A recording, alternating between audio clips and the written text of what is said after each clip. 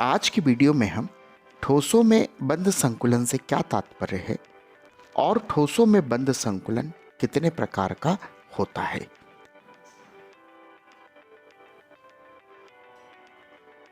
इसे इंग्लिश में close packing in solids कहा जाता है।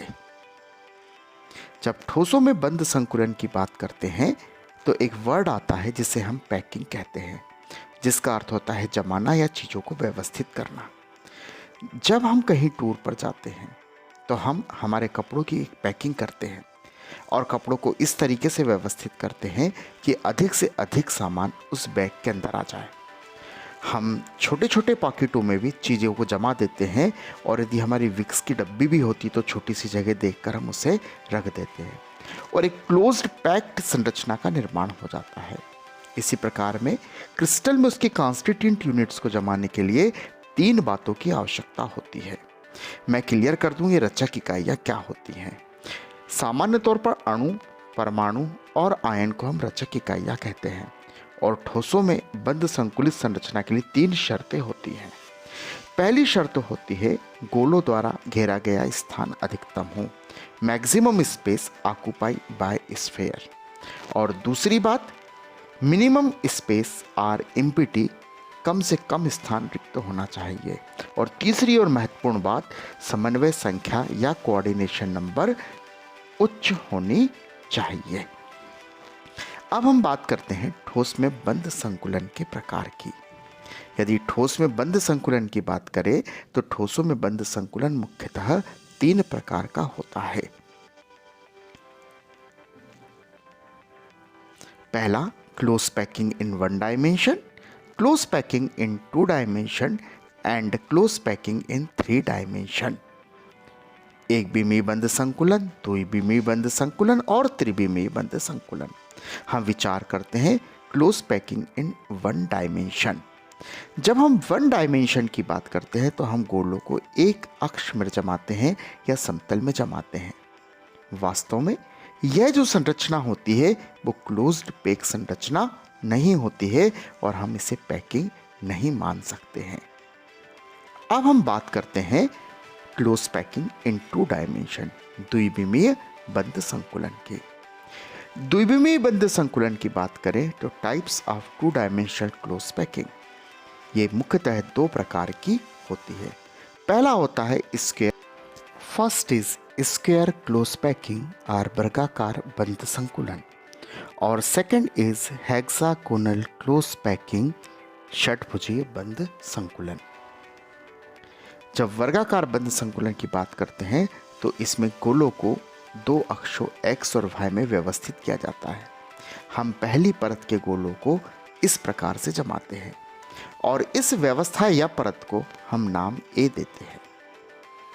अब दूसरी परत के गोलों को ठीक पहली परत के गोलों के नीचे इस प्रकार से जमाते हैं कि परत A और 2 दोनों ही एक समान होती हैं और इस परत को भी हम नाम A दे देते हैं।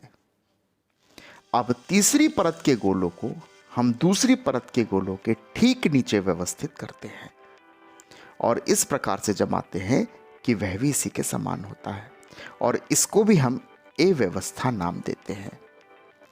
अर्थात वर्गाकार बंद संकुलन में हमारी व्यवस्था होती है A up to and so on.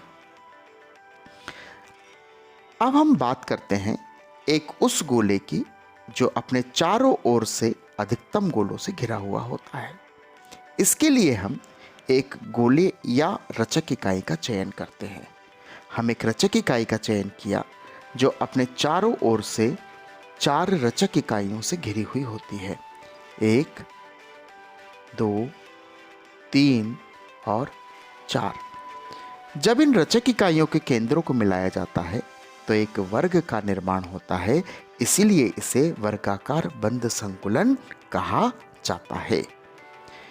जब हम वर्गाकार बंद संकुलन की बात करते हैं तो वर्गाकार बंद संकुलन में हमारी कोऑर्डिनेशन नंबर या समन्वय संख्या 4 होती है, क्योंकि एक गोला अपने चारों ओर से 4 गोलों से घिरा हुआ होता है।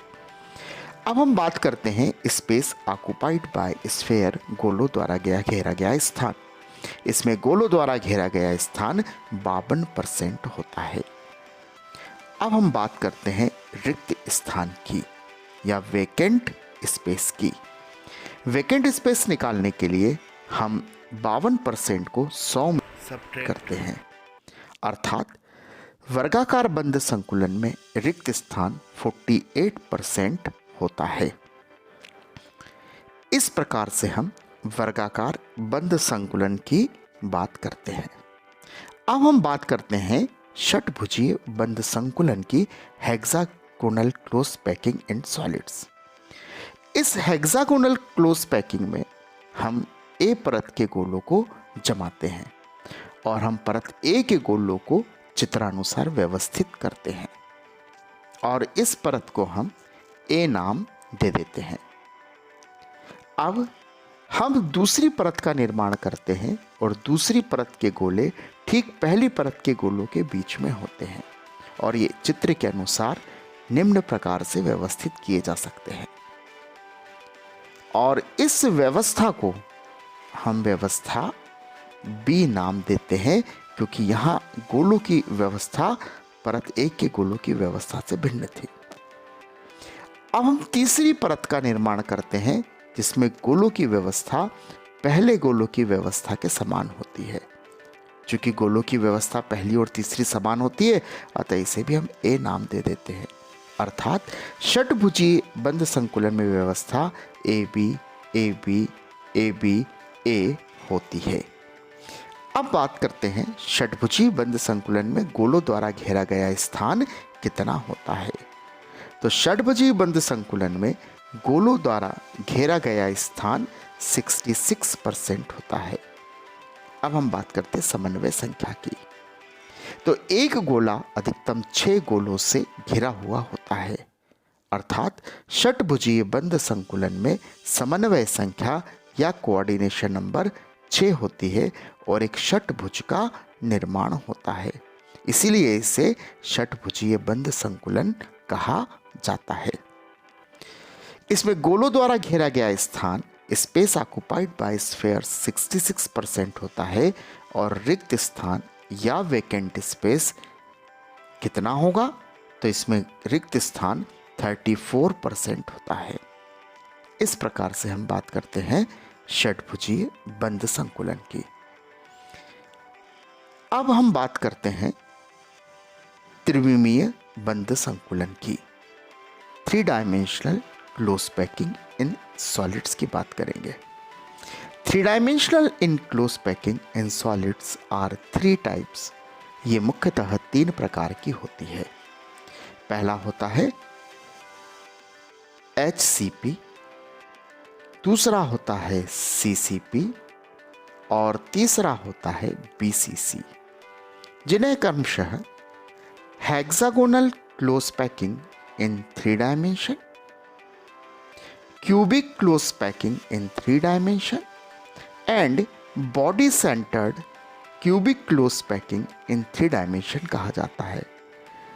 अर्थात त्रिविम में षटभुजीय बंद संकुलन, त्रिविम में घनीय बंद संकुलन और त्रिविम में अंतः केंद्रित घनीय बंद संकुलन होता है। हम बात करते हैं, यदि हम त्रिविमीय में बात करें तो हमको गोलों को XY के साथ साथ Z अक्ष में भी जमाना पड़ता है और इस तरीके से चित्र के अनुसार गोलों का अरेंजमेंट किया जाता है। हेक्सागोनल क्लोज पैकिंग इन 3 डायमेंशन में व्यवस्था होती है ABA, BAB, ABA होती है, जबकि CCP में जो व्यवस्था होती है वो होती है चित्रानुसार ABC, ABC, ABC। जबकि BCC की संरचना में यदि CCP के गोलों को थोड़ा सा खोल दिया जाए तो BCC की संरचना बन जाती है। यदि हम समन्वय संख्या की बात करें तो HCP में समन्वय संख्या 12, CCP में 12 और BCC में 8 होती है। याद करने का तरीका होता है 12, 12 और 8। अब बात करते हैं गोलों द्वारा घेरा गया स्थान। HCP में 74%, CCP में गोलों द्वारा घेरा गया स्थान 74% और BCC में गोलों द्वारा घेरा गया स्थान 68% होता है। इसके बाद vacant space in HCP, CCP and BCC। HCP में रिक्त स्थान 26% होता है, CCP में भी रिक्त स्थान 26% होता है और BCC में रिक्त स्थान 32% होता है। 26, 26 और 32 vacant space in 3 dimensional close packing. अब हम बात करते हैं HCP, CCP और BCC के उदाहरणों की। HCP के जब हम उदाहरणों की बात करते हैं तो HCP के जो उदाहरण होते हैं वो मुख्यतः होते हैं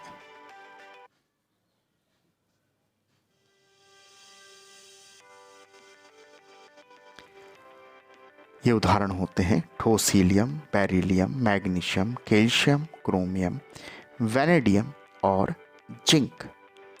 जबकि हम CCP की बात करते हैं तो सभी इनर्ट गैसें हीलियम को छोड़कर iron, nickel, copper, silver, gold और एल्युमिनियम CCP के उदाहरण होते हैं। जबकि BCC के मुख्यतः उदाहरण होते हैं ऑल एल्कलाइन मेटल्स, सभी क्षार धातुएं जैसे लिथियम, सोडियम, पोटेशियम आदि। इस तरह हमने आज की वीडियो में ठोसों में बंध संकुलन से क्या तात्पर्य है और ठोसों में बंध संकुलन कितने प्रकार का होता है